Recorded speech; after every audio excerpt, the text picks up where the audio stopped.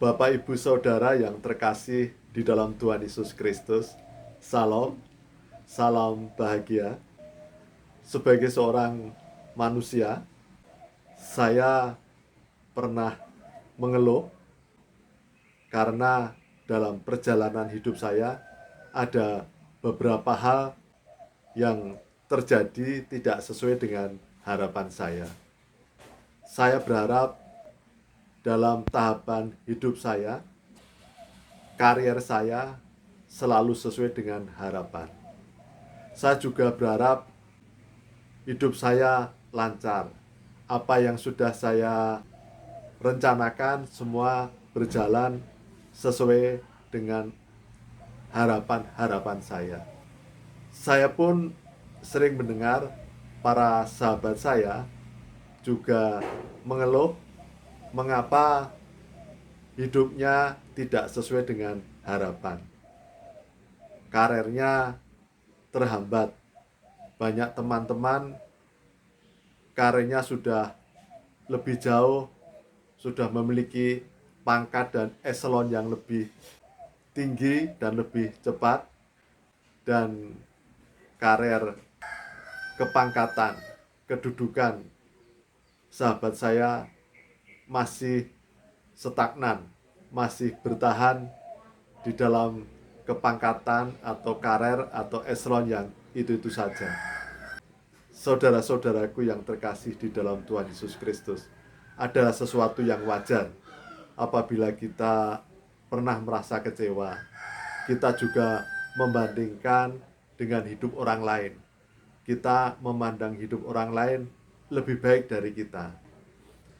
Tetapi saudara-saudaraku, saya teringat dengan firman Tuhan di Filipi 4 atau di 1 Tesalonika 5. Nanti bisa dibaca bahwa Tuhan telah berfirman agar kita dapat mengucap syukur dalam segala hal, dapat bersukacita senantiasa.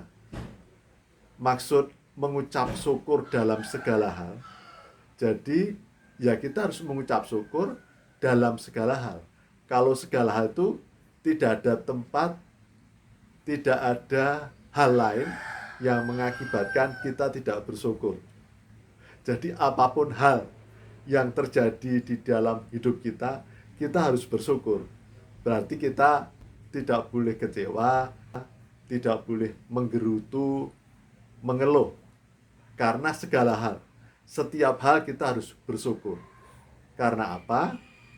Karena hidup kita lebih berharga dibandingkan kekecewaan, kegagalan, kesulitan. Dan dengan kehidupan kita anggap mengecewakan, gagal, justru itu untuk menempa hidup kita semakin dewasa dan matang.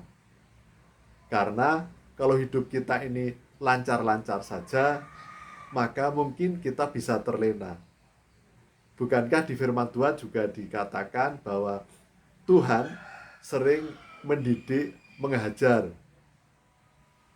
umatnya yang dikasihinya.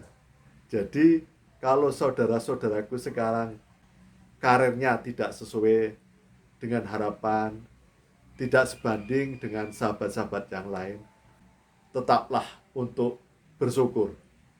Jangan mengeluh, karena yakinlah bahwa di dalam kehidupan yang telah diberikan Tuhan, apapun yang sudah diberikan Tuhan, kita bisa patut bersyukur. Dan juga selain bersyukur, firman Tuhan juga mengatakan, bersukacitalah senantiasa. Kalau tadi bersyukur, kita harus bersyukur dalam segala hal, berarti setiap hal di dalam kehidupan kita harus bersyukur. Jadi tidak ada hal yang membuat kita harus kecewa, mengeluh, dan menggerutu.